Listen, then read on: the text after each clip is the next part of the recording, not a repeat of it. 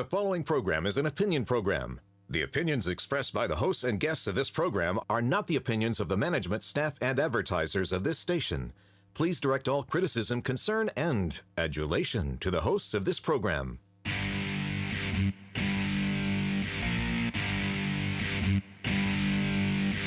Welcome to Alabama Politics. This week, I am Dale Jackson. I'm a radio talk shows. You can hear my shows Monday through Friday from 5 to 9 a.m. on WVNN in Huntsville, and from 10 until 11, 1 hour only on Talk 99.5 in Birmingham. With me, as always, Mecca Music of 256today.com. She is the CEO, Smart News for Smart People, 256today.com. We got a great show for you today. Lots to get into. Jeff Poor will be here with us.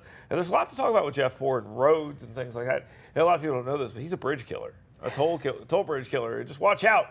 I thought that was you. No, I'm the vaccine mandate killer. Okay, He's the bridge killer. We'll talk to him about that and a whole bunch more when he comes on the program. I got a parting shot for old people, about old people, blaming old people. All right, we'll get into that as well. But right now, let's go ahead and get to the 2-minute warning. All right, Becca, this is an issue that I have not understood the importance of. I'll just be completely honest with it. I-65, people have been fascinated with this issue. Let's 6-lane I-65 up and down. I even had somebody ask me, do they mean 6 lanes on each side? No. Just 6 lanes all together up and down the interstate from Tennessee to the water. President Trump's even on board with this, which is going to be interesting when he goes to every other state and says, hey, they should also have 6 lanes absolutely everywhere. Nothing could go wrong in that situation.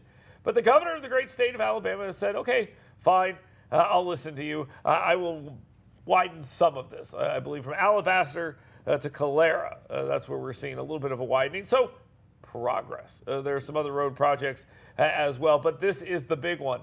Why now, I ask rhetorically, and then I answer my own question. Will Ainsworth, is that why?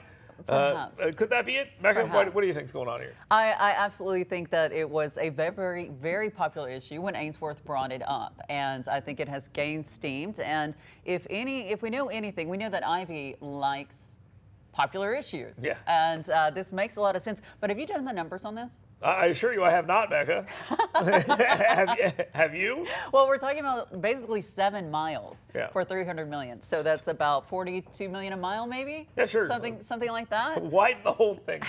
In fact, you know what? Go to 6 lanes on both sides. Well, let's just go ahead. I don't think that's a good idea to do 6 lanes on both why sides. Why not? That's a lot of money. But I mean, and Ainsworth had a point. This is something that should have been worked on, 10 years ago to be ahead of it. But it is progress, and I think it's a good move from Ivey and her administration to be like, hey, look, we are widening I-65. This is a good thing, and we're going to do it.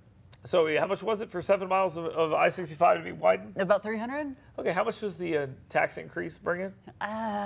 I didn't do that part. It's less than 300. Okay, it's less than 300. So let me put it this way. Fund. Okay, go ahead. I know there's a match and all this other, but it ain't free money. It comes from somewhere. And that's just the truth. And if every state is doing something like that, it has to come from the state of Alabama in order to pay for it as well. So there's just, it's not free money. That's my point. It's not free money, but also if you look at the other projects that she announced, that it's a lot Birmingham-centered. Right. Well, I mean, that's what she was doing. And there's nothing wrong with that. But there is congestion there. You ask for it, I know. you I get love it. Birmingham. I'm just saying. 6 Maybe lanes. The whole spread thing. it around. I'm down. Let's move on. Let's talk about residency requirements. Here's a sexy issue if I ever heard one. David Cole. Who? Where does he live? Why? Huh? What are we talking about? Here's what happened. We have an individual who is a state representative, an elected official in District 10. But does he live in District 10? No, apparently he lives in District 4. But where did he vote? Well, he voted in District 10, and he won a seat there as well. There's been a lot of questions about this since he was elected in 2022, and now we have some answers. It appears to be, no, you cannot do that. Never lived in the house that he claimed he lived in, voted in a place he wasn't supposed to vote at. He is looking at a Class C felony. Voter fraud, look, we found some. They say it doesn't exist. Here it is. Here's some voter fraud, and it's a Republican elected official. Listen, I don't know why you're acting like this is not a very big, exciting story that people should be paying attention Class C to. felony, that's a big deal. Okay. Offended. But Okay. furthermore, this is a really big deal because not only there's going to have to be a special election. I mean, this was, and the way it came out, so he was there was a lawsuit filed by the Libertarian candidate Anson in this Knowles? race. Yeah. No, it wasn't Anson Knowles. Okay. Oh, he ran against him in the primary. He was a Libertarian that got kicked off the ballot by Republicans. I'm sorry. I apologize. Okay, so so the whole way this has come about, it is actually amazing. And then let's look at something else. A lot argued when this topic came up. A lot argued that should be a legislature issue. They should handle it. The leadership there should handle it. They're supposed to. Well, guess what? They didn't do anything. Guess what though? Marshall decided, no, this is my issue. So what does that signal? Could this be more things to come with Marshall? Well, he did take it, but he's not dealing with necessarily the seating of the legislature. He's dealing with the casting of vote, which is a completely different issue. Yeah. Exactly, but it's not like this has never happened before in Alabama. It's not like this isn't connected. The legislature needs to do something about this. So does this mean he's going to start policing the legislature more, or does this was a high-profile case he thought would kind of raise his profile moving forward? I don't know if we go that deep There's a lot into to look it. at. But you're right.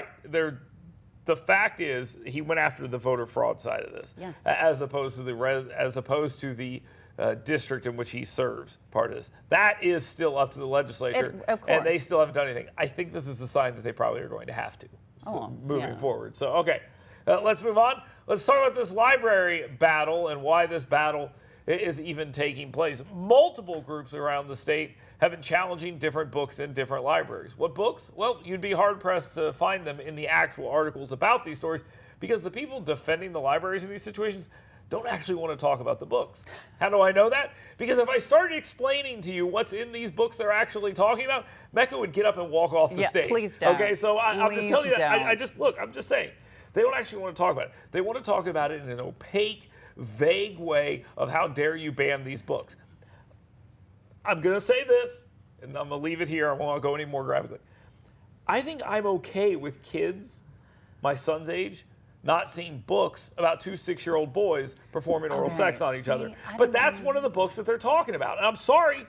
I know it's not nice to talk about. But when the information is lacking from the articles out of the idea of politeness, we lose information on what's going on here. So that is very valid. It still makes me, like in a lot of other. But I bring it up for that reason. Look what happens when people go to the city council meetings and read books. They throw them out. They arrest them.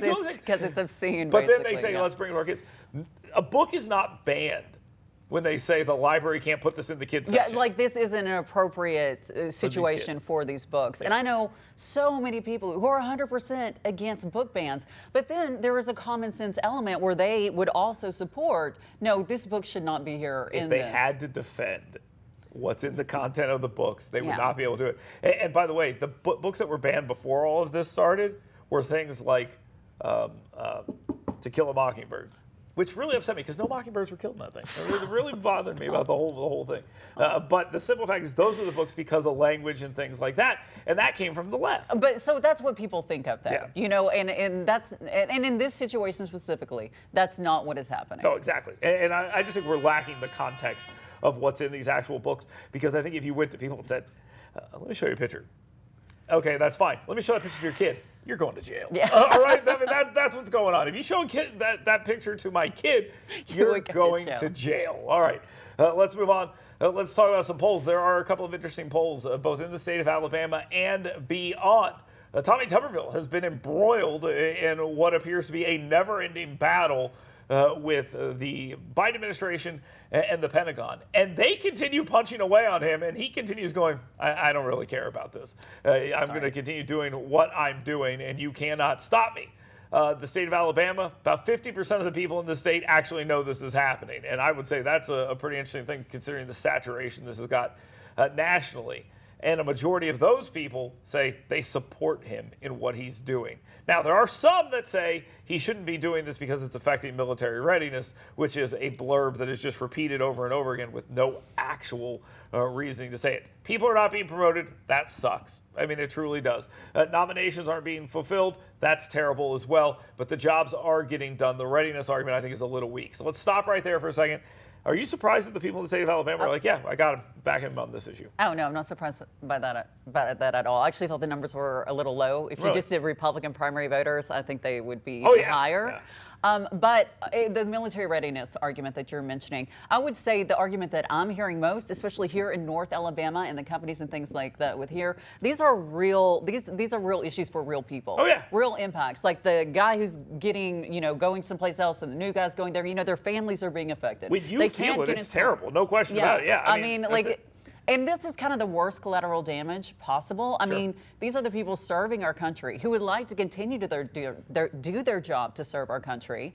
It's unfortunate. You want to talk about readiness issues? I'll give you the real readiness issue this country's facing right now: recruitment. That's the real issue. The fact they've called up people from the Ready Reserve and they've actually deployed some of them.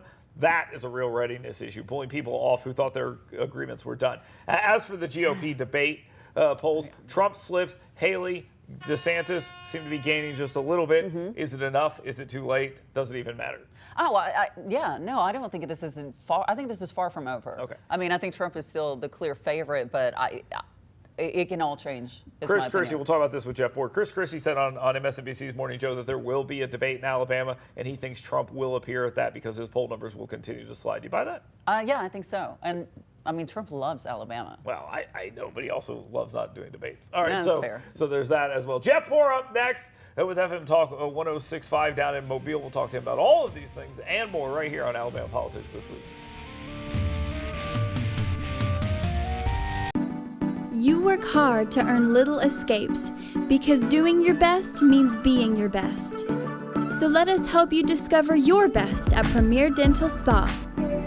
With our unique blend of cosmetic, dental, and spa-like aesthetic services, you'll leave feeling relaxed, refreshed, and renewed. Make sure the best you is here to stay and book your appointment online today at premierdentalspa.com. Hey folks, Dale Jackson here for my friends at University Kia. Now look, I love Kias. I've driven plenty of them. I used to have a Kia Sportage. When my son was born, my wife said, no, we got to get ourselves one of these big SUVs. The Telluride from University Kia is an absolutely amazing vehicle. You get it at a great price, but you get everything at University Kia at a great price. Learn more about them today. Head on over to universitykia.com. Find the perfect vehicle for you, new and pre-owned. They got it for you. universitykia.com. Hey folks, Dale Jackson here, and this is my son, Grant.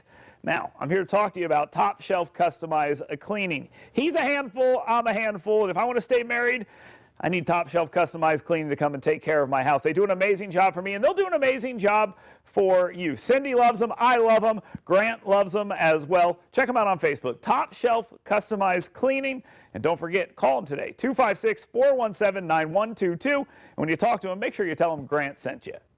Want fun, safe, intelligent fitness programming? Want to build muscular strength, cardiovascular endurance, drastically improved range of motion and mobility, and learn proper nutrition to fuel your life with energy and emotional health? Well, come find out why Iron Tribe Fitness is ranked one of the top 5 fitness programs in America. Come find out why personal training and intentionally working on your current movement patterns individually is not only important, it's just another core value that separates Iron Tribe Fitness from other fitness facilities. To learn how to get your 2-week free pass, go to irontribefitness.com. Greece is cheap. But the airfare costs a fortune. Paris? Not much closer, and again, airfare... What about Puerto Vallarta? Let's face it, flying anywhere is just too expensive. Wait, what's this? Low-cost airlines. With one call to low-cost airlines, you'll drastically slash your travel costs. We're talking insanely low airline prices to any of your favorite destinations. Where would you like to go? London, Rome, Costa Rica, Australia? Wow, that's cheap. So why wait? Call now to learn how crazy cheap it is to fly anywhere in the U.S. or international. Our prices are so low, we can't publish them. The only way to get them is to call to instantly hear the most amazing best deals on airline travel. It's that easy. So call now and start packing. Call 855-315-5699. That's 855-315-5699.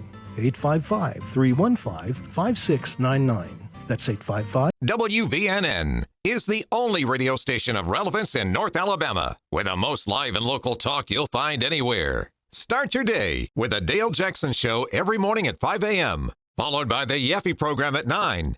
Dan Bongino is up at 11. Right Side Radio starts your afternoons at 2. And Mark Levin takes you home at 5 p.m. It's the best news talk anywhere. And it's only on News Talk 770 AM, 92.5 FM, WVNN.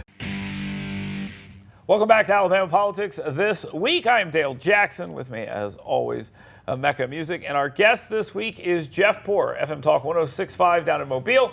He is the talk show host. He's with 1819 News, Lanyap, and Breitbart. He is absolutely everywhere. We're going to start with the biggest story in the state, the sexiest story there ever has been, the residency story with David Cole. It's a joke from the previous segment, Jeff. Don't worry about it. This issue with David Cole, the representative who was voting in a district he doesn't live in, representing a district he doesn't live in. Steve Marshall is handling the voter fraud side, the felony side. Is the legislature going to handle the representative side of this? There's a representative who, by what I've been told, is he hasn't showed up that much down there in the legislature, and he's representing a district he doesn't live in. Are they going to do something about this? Well, he just resigned his seat, like right before this segment. So Okay. I guess it's a moot point now. That's good. So the recording of this, he resigned right before. That's good to know. Good information. So the issue is self-resolved. All right, Jeff, talk to me instead here about Steve Marshall. Mecca says that Steve Marshall's taken a bit of a step here when it says he's kind of reaching into the legislature. Is he reaching into their business and their world? Maybe future policing of legislators. I think, I don't know, you say it's like a separation of powers question that he broached, sort of like you would have somebody from the executive branch coming over and investigate somebody from the legislative branch. I mean, we don't really have the separation of powers situation in Alabama like you would in a federal government. I think if you break a law, then it's probably best the AG handle it rather than a local prosecutor, I suppose. But there are issues where they work together. Could this sour that relationship? There's talk of ethics reform down the line, changing some of the rules on that. I think that's always a big swing, unless you're making ethics reform tighter. Going to say, we're going to loosen this up a little bit is a hard sell. Do you think that this could impact that relationship? No, the AG's always been kind of wary of ethics reform from the House of Representatives and the Senate because you don't want it to be too self-serving. Look, the way it works, guys, is we saw what happened with Mike Hubbard and the way Matt Hart sort of broadly interpreted the ethics laws that Hubbard had passed. And I think there's a real concern there that if they do something to it, it's going to take away some of the bite from the Attorney General. So it is a power struggle, right? I think that's what the AG is a little apprehensive about, but he hasn't really has been as forthright saying it.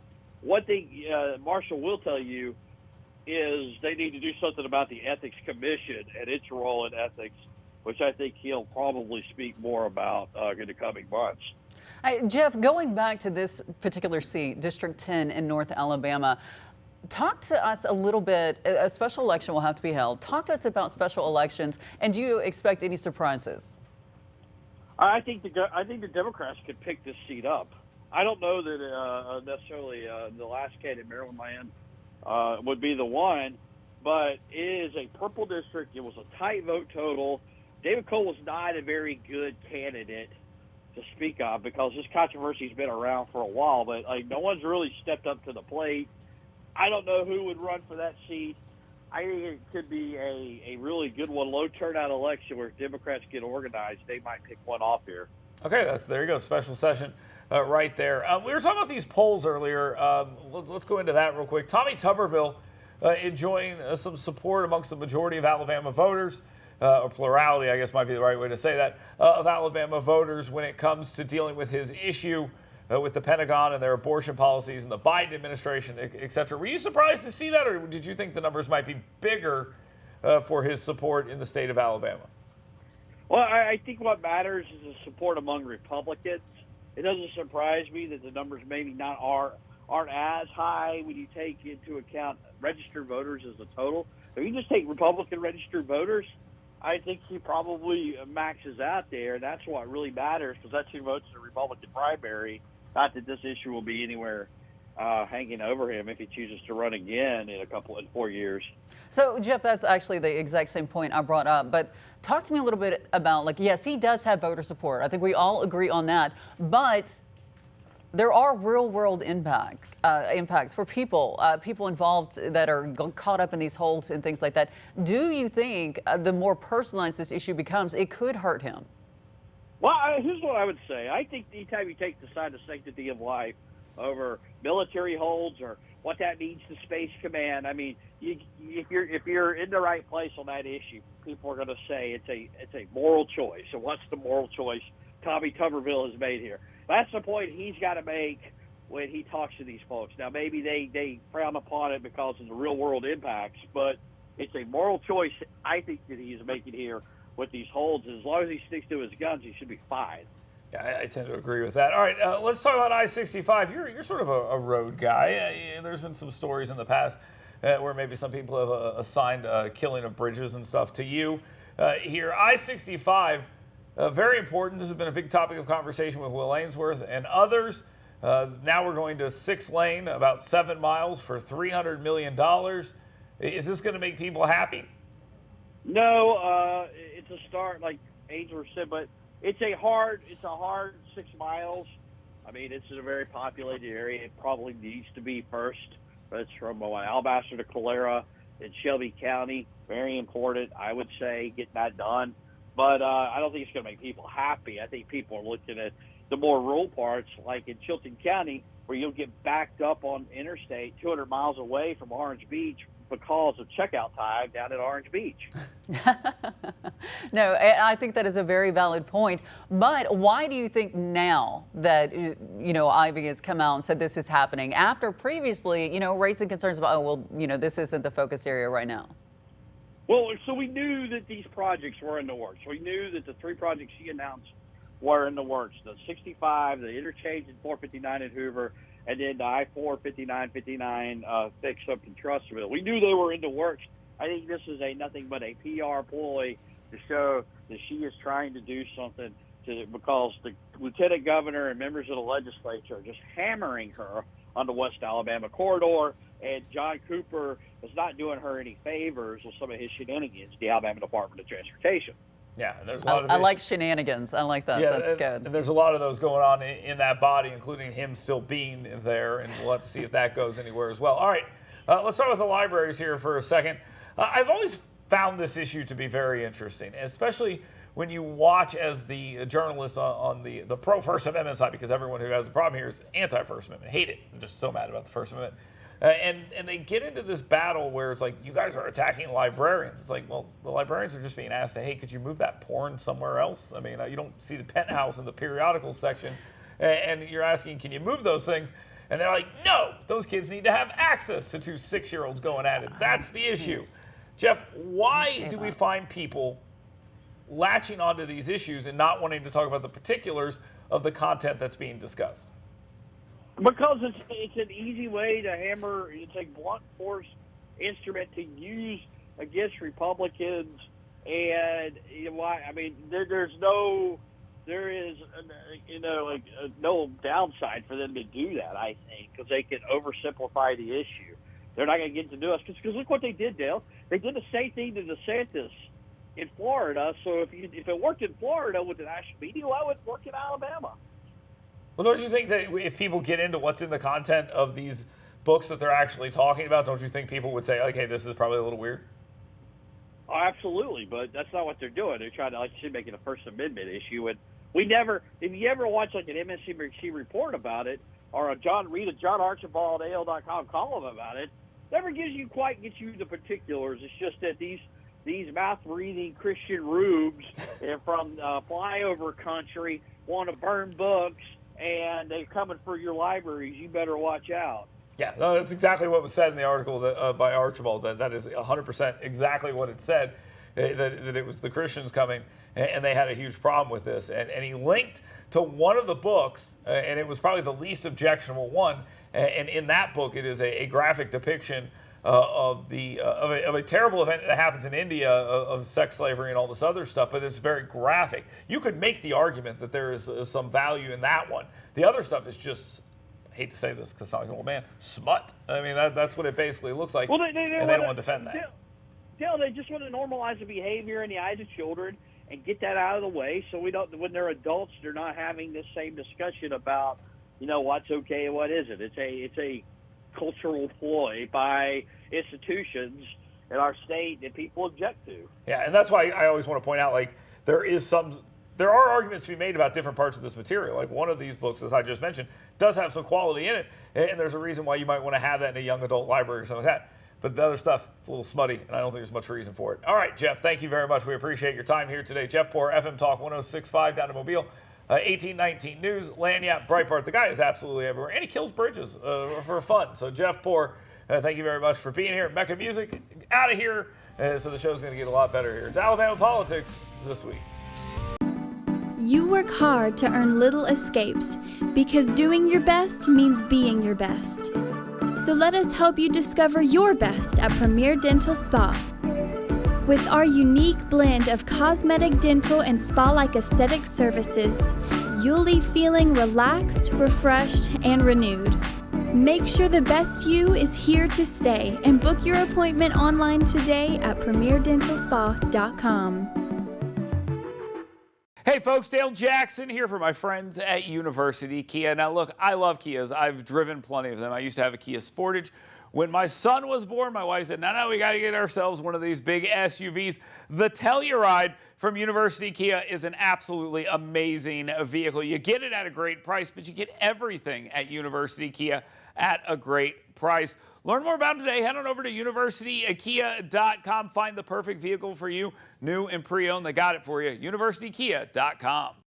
WVNN is the only radio station of relevance in North Alabama with the most live and local talk you'll find anywhere. Start your day with the Dale Jackson Show every morning at 5 a.m., followed by the Ivey program at 9. Dan Bongino is up at 11. Right Side Radio starts your afternoons at 2. And Mark Levin takes you home at 5 p.m. It's the best news talk anywhere. And it's only on News Talk 770 AM, 92.5 FM, WVNN. Hey folks, Dale Jackson here, and this is my son, Grant. Now, I'm here to talk to you about Top Shelf Customized Cleaning. He's a handful, I'm a handful, and if I want to stay married, I need Top Shelf Customized Cleaning to come and take care of my house. They do an amazing job for me, and they'll do an amazing job for you. Cindy loves them. I love them. Grant loves them as well. Check them out on Facebook. Top Shelf Customized Cleaning. And don't forget, call them today, 256-417-9122. And when you talk to them, make sure you tell them Grant sent you. Want fun, safe, intelligent fitness programming? Want to build muscular strength, cardiovascular endurance, drastically improved range of motion and mobility, and learn proper nutrition to fuel your life with energy and emotional health? Well, come find out why Iron Tribe Fitness is ranked one of the top 5 fitness programs in America. Come find out why personal training and intentionally working on your current movement patterns individually is not only important, it's just another core value that separates Iron Tribe Fitness from other fitness facilities. To learn how to get your 2-week free pass, go to irontribefitness.com. Welcome back to Alabama Politics. This week, I am Dale Jackson. Thank you very much for watching and listening all over the state of Alabama. We're going to get into the party shot in just a second about old people serving in office and how we all pretend we don't want it, but we do nothing to stop it. And we'll get into all of that in a second. But first, YellowHammerNews.com. Go there. Sign up for the 7 things you should be talking about today. It's an email delivered directly to your email inbox every single day, and you can hear me do it live on the radio as well. Well, recorded on the radio as part of that as well. YellowHammerNews.com. Go check that out today. But for right now, let's go ahead and get to the party shot. My party shot this week is directed at us because this is all on us. You may have seen Mitch McConnell this week standing before a bunch of reporters and freezing up not once, not twice, 3 times, and then having a hard time speaking after that. It's very unfortunate, but we are seeing this in people we send back to the legislature, especially in D.C., people of a certain age. But there's polling that shows people don't want these kind of people there.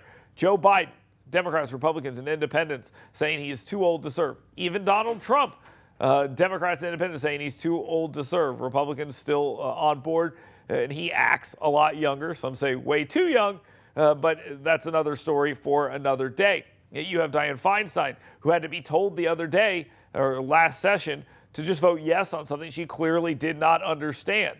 Are these people representing us in the best way we could be represented? The answer to that is obviously no, but we keep sending them back. And we ask them to put some sort of arbitrary limit on this and say what age they could stop them from serving. They're never going to do it. It's kind of like term limits.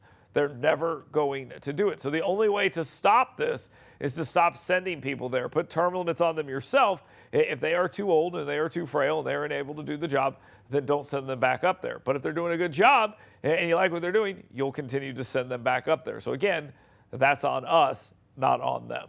Thank you very much for watching. Thank you very much for being here for Alabama Politics This Week. We'll talk to you soon.